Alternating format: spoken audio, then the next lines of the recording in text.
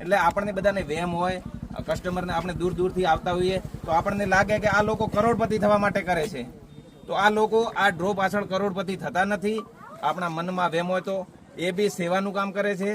અને આપણને જે લાગે છે લાઈવમાં જેને જે કૂપન લાગે છે, મતલબ એટલા 1100 ઇનામ હોય, એક પણ વ્યક્તિ એવો કહેવા વાળો નહીં મળે કે અમને ઇનામ નથી આપ્યું.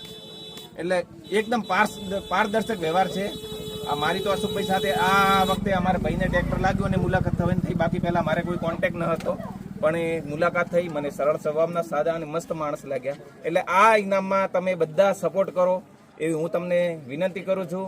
અને ગૌ સેવામાં પૈસા જાય છે એટલે ખોટા રસ્તે આપણા પૈસા વેડફાતા નથી.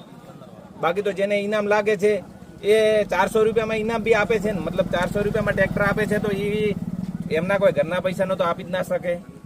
આપણે બધા સહયોગ કરીએ, એ બી આગળ પ્રગતિ કરે, આપણને બી આમાં જેને લાગ્યા